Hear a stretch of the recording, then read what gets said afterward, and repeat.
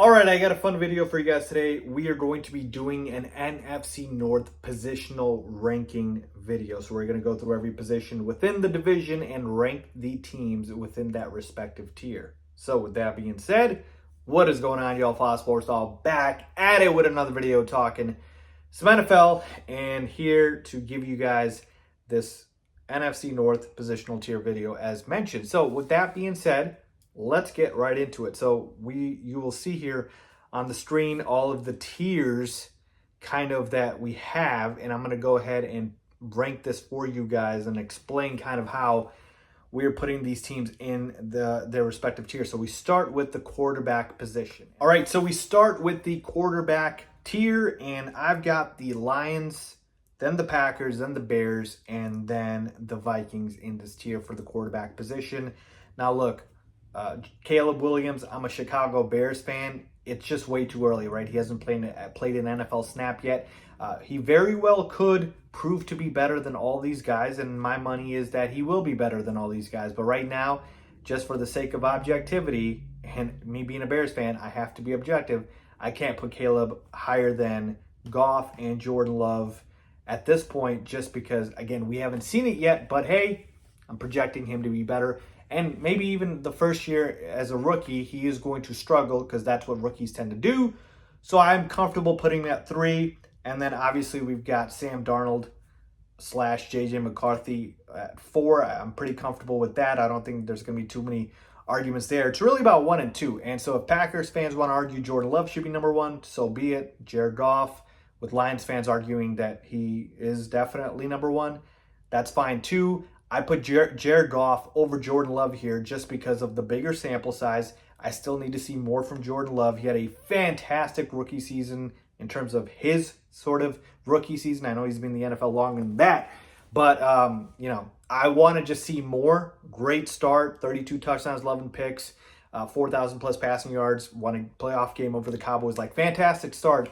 I just feel like right now, Jared Goff, bit of more of a proven commodity. And so if Jordan Love, again, does it again, to me, he'll be the best quarterback in the division.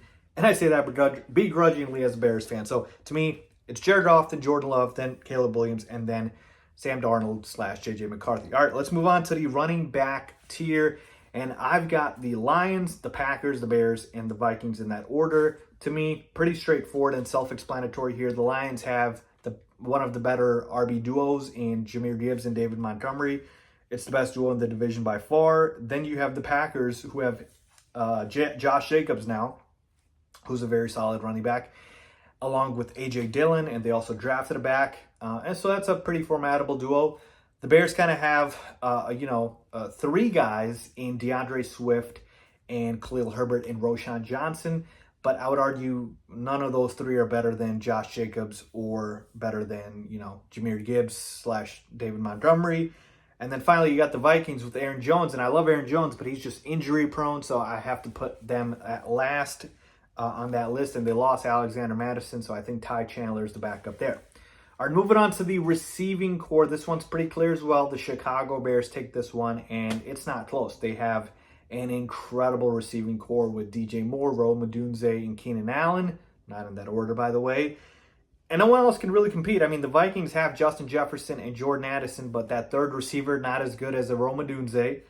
And then you got, after that, the Detroit Lions, who have Amon-Ra St. Brown, but behind him, not much else.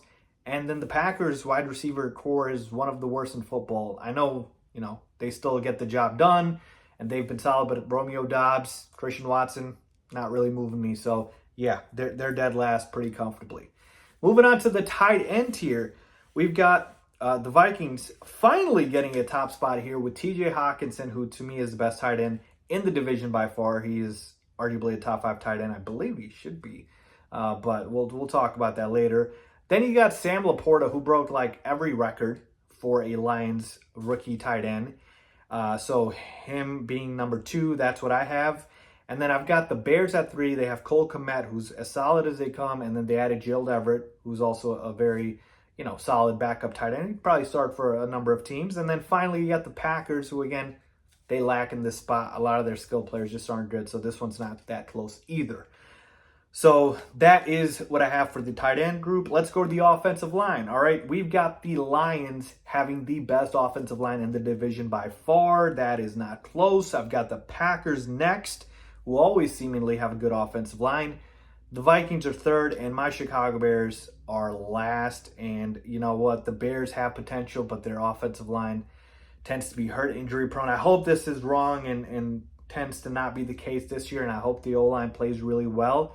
I could probably see them being the third best, but I can't put them certainly above the Lions or even the Packers at this point. The defensive line. All right, let's go over to the defensive side. I've got the Packers having the best defensive line in the division. I mean, when you talk about Kenny Clark, Rashawn Gary, Preston Smith, enough said, right? So they have the best D-line. Then you got the Lions, who have Aiden Hutchinson, DJ Reader, Marcus Davenport. They added, so I got the Lions second, and then I got the Vikings with the I got the Bears with the third on the defensive line, and then I got the Vikings last. The Bears have Montez Sweat, but not much else, right? Andrew Billings is nice in the middle, and then the Minnesota Vikings, not too much there. I mean, Jonathan Bullard, Harrison Phillips, but to me, they're last in the division there. Linebacking core, the Bears take the cake here. Tremaine Edmonds, one of the better linebackers in football.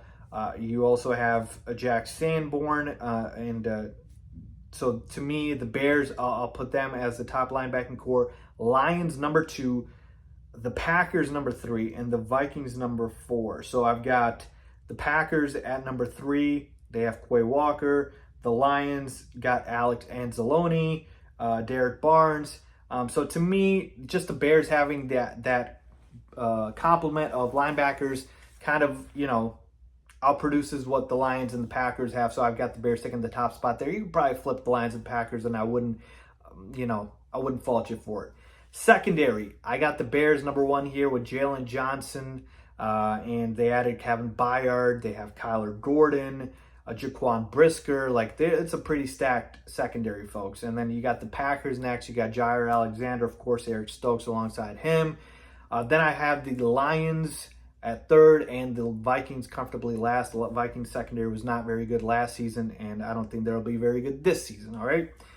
And then we've got the special teams. I've got the Bears here, number 1. Now, you might be thinking, Faiz, are you serious with the Bears again? Look, when we talk about the special teams, let's take a look at the kickers here, right? The Bears have probably the most reliable kicker in Cairo Santos.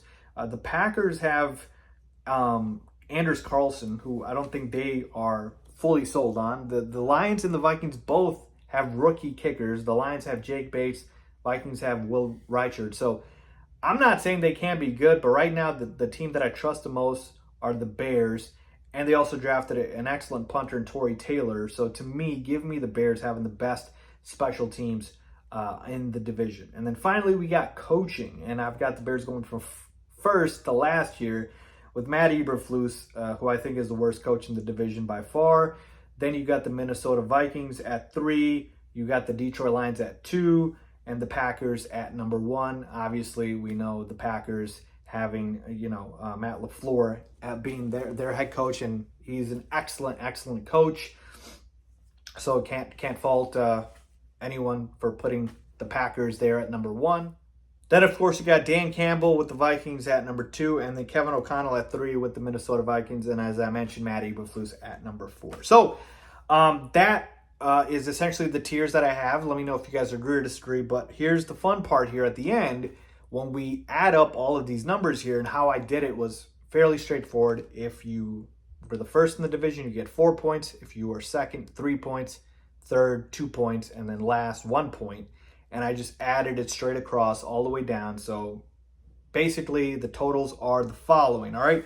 We've got the Minnesota Vikings finishing with a grand total of 17 points for last place. So they are, according to the tiers, the worst team in the division, and I think that checks out. The Vikings lost, obviously, Kirk Cousins, and they lost a few other players. And to me, talent-wise, again, I think they're the worst team in the division.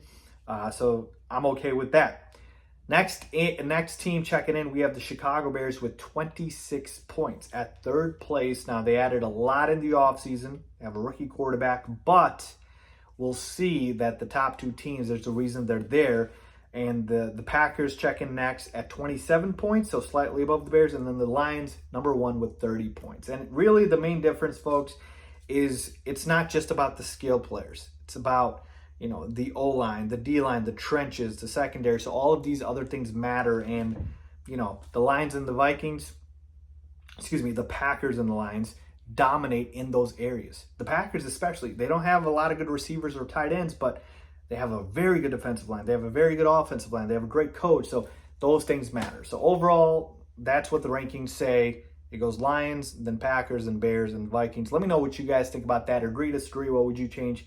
Leave a comment down below with your thoughts as always. Thanks for watching.